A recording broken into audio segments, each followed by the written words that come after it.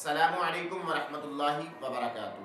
ایک بہترین مسئلہ پوچھا گیا ہے کہ روزہ توڑنے کے لیے کتنی صورتیں ہوتی ہیں، یعنی کہ کن کن صورتوں کے اندر روزہ توڑنا بندے کے لیے جائز صحیح ہوتا ہے۔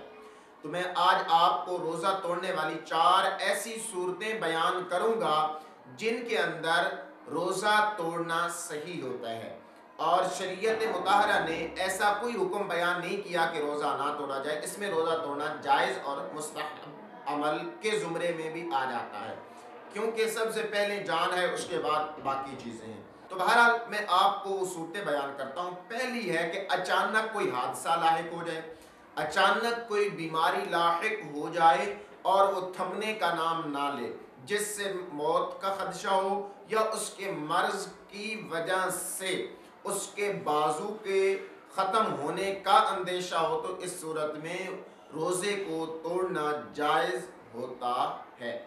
دوسری بات یہ ہے کہ ایسی حالت ہے عورت کے لیے کہ وہ دودھ پلانے والی ہے یا حاملہ ہے۔ اب عورت حاملہ ہے یا دودھ پلانے والی ہے۔ اگر عورت دودھ پلانے والی ہے، بچے کو دودھ نہ پلائے گی تو اس کے جان کو خطرہ ہے یا اس کے اپنے آپ کو خطرہ ہے، تو ان سب صورتوں کے اندر اس کے لیے لازم یہ ہے کہ روزہ توڑ دے۔ اور دوسری ہے حاملہ، کہ اگر وہ روزہ نہیں توڑے گی تو اس کے بچے کو اور اس کی اپنی جان کو خطرہ ہوگا، تو اس صورت میں بھی اس کے لیے روزہ توڑنا جائز ہے۔ اب رہی تیسری بات، وہ یہ ہے کہ روزے کی حالت میں وہ ایسی حالت پر پہنچ گیا، اگر روزہ نہ توڑے گا تو مر جائے گا، اور اسی طریقے سے یا اس کا بازو ضائع ہو جائے گا۔ تو ان صورتوں کے اندر، اور وہ کوئی بھی چیز ہو سکتی ہے، کوئی بھی مرض ہو سکتی ہے، کوئی بھی حالت ہو سکتی ہے۔ فار ایگزامپل میں آپ کو مثال دیتا ہوں، معاذ اللہ کسی کے سر کے اوپر کوئی کلاشن رکھے اور کہے کہ جی روزہ توڑیں نہیں تو تیری جان گئی، تو اس صورت میں اس کے لیے جان سے پہلے کیا ہے، روزہ توڑنا جائز ہے، کیونکہ اس نے کہہ دیا ہے۔ تو ان صورتوں کے اندر اس کے لیے روزہ توڑنا جائز ہے۔ آخری صورت اور چوتھی صورت، اگر کسی شخص کو اتنی سخت پیاس لگی ہوئی تھی اور اس پیاس کی وجہ سے وہ ٹھنڈے پانی میں چلا گیا، پیاس ختم ہونے کا نام نہیں لے رہی، اور اسی طریقے سے وہ برف کے بلاکوں میں رکھا گیا، پھر بھی پیاس جو ہے وہ ٹھنڈے ہونے کا نام نہیں لے رہی، ختم ہونے کا نام نہیں لے رہی، اب اس کی جان پر بن آئی ہے۔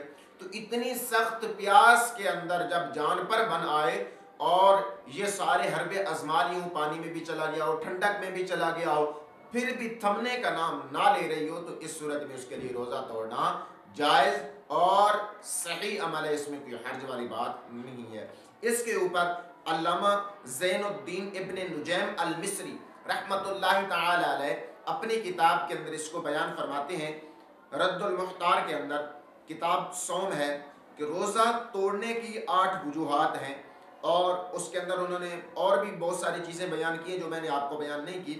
آپ نے فرمایا مرض کی وجہ سے، سفر کی وجہ سے، اور جو مجبور ہوتا ہے وہ میں نے آپ کو بیان کر دیا، حمل ہے، دودھ پلانا ہے، بھوک پیاس اور بوڑھا ہو جانا ہے، تو ان سب صورتوں کے اندر روزہ توڑنا جائز ہوتا ہے، اس میں کوئی حرج والی بات نہیں ہے۔ تو امید ہے آپ کو ہماری یہ ویڈیو اچھی لگی ہوگی۔ ویڈیو اچھی لگی تو اس کو لائک کیجئے، چینل پہ رہیں تو چینل کو لازمی طور پہ سبسکرائب کیجئے۔ السلام علیکم ورحمۃ اللہ وبرکاتہ۔